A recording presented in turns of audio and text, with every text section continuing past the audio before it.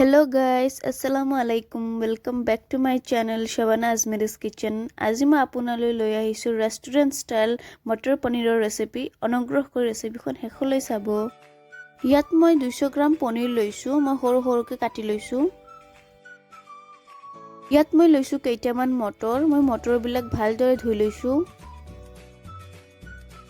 ইপিনে মই তেল দি কেনে কেৰাহী বহাই দিছো। এটা ডাঙৰ পিয়াজ মই ডাঙৰ পিস কৰি কাটি লৈছো। পিয়াজখিনি অলপ ৰঙা হোৱালৈকে মিডিয়াম ফ্লেমত আমি ভাজি থাকিম।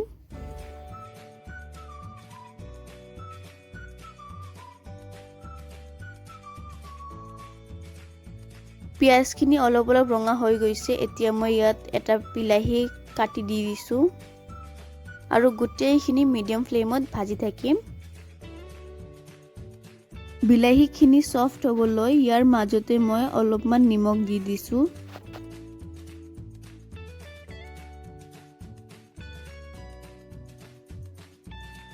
এতিয়া ইয়াত মই দুটা কেঁচা জলকীয়া সৰু সৰুকৈ কাটি দিছো। তাৰ পিছত ইয়াত দি দিছো এচামুচ আদা নহৰুৰ পেষ্ট। আকৌ গোটেইখিনি মই মিডিয়াম ফ্লেমত ভাজি লৈছো। মোৰ বস্তুখিনি ভালদৰে ভাজা হৈ গৈছে। এতিয়া মই গেছটো অফ কৰি দিম আৰু ঠাণ্ডা হ'বলৈ দিম। তাৰ পিছত গোটেইখিনি পেষ্ট কৰি ল'ম। চাওক মই মছলাখিনি ভালদৰে পেষ্ট কৰি লৈছো। ইপিনে মই কেৰাহীত আধা কাপ তেল দি দিছো গৰম হ'বলৈ। তাৰ পিছত ইয়াত দি দিছো গোটা গৰম মছলাবোৰ। ইয়াত দি দিছো লং আৰু দাৰচিনি। দি দিছো আধা চামুচ জলকীয়া গুড়ি। তাৰ পিছত মছলাৰ পেষ্টখিনি দি দিছো আৰু গোটেইখিনিক ভালদৰে মিক্স কৰি ল'ম মিডিয়াম ফ্লেমত।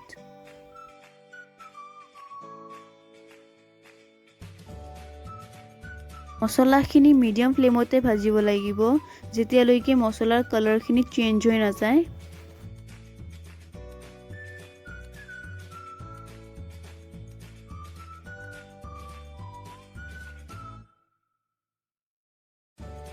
এতিয়া মই ইয়াত দি দিছো আধা চামুচ জিৰাৰ গুড়ি, আধা চামুচ ধনিয়াৰ গুড়ি, আধা চামুচতকৈ অলপ কম নিমখ। বিলাহীৰ লগতে মই অলপ নিমখ দি দিছিলো, সেইকাৰণে এতিয়া মই অলপ কমকৈ দিছো নিমখ।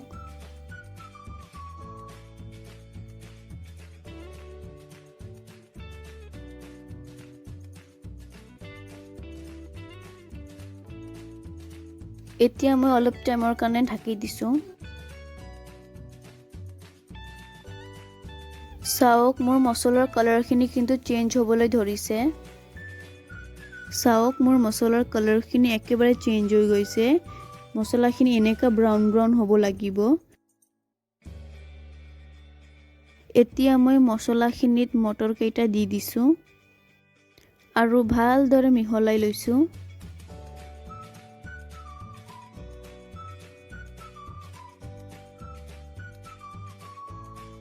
এতিয়া মই ইয়াত দি দিছো পানী।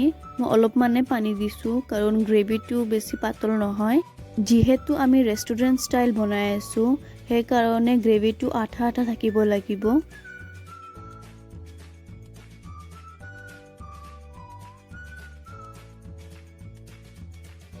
এতিয়া গ্ৰেভিখিনি উতলাই ল'ম। এতিয়া মই ইয়াত পনীৰখিনি দি দিছো।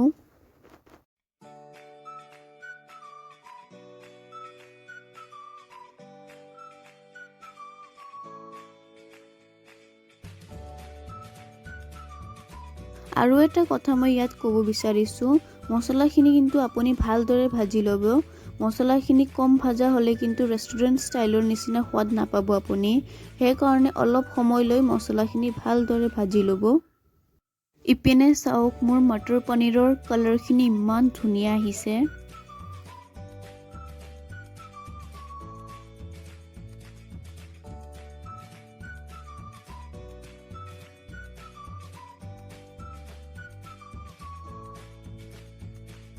এতিয়া মই ইয়াত এমুঠি ধনিয়াৰ পাত সৰু সৰুকৈ কাটি দি দিছো।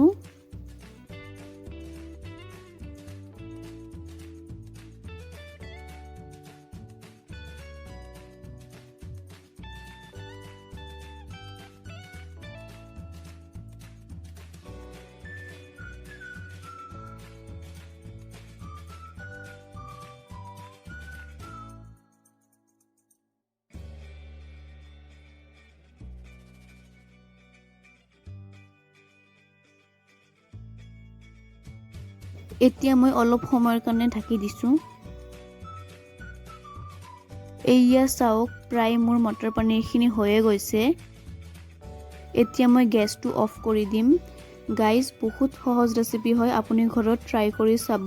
অতি কম সময়তে আপুনি ৰেষ্টুৰেণ্ট ষ্টাইল মটৰ পনীৰ ঘৰতে বনাব পাৰে।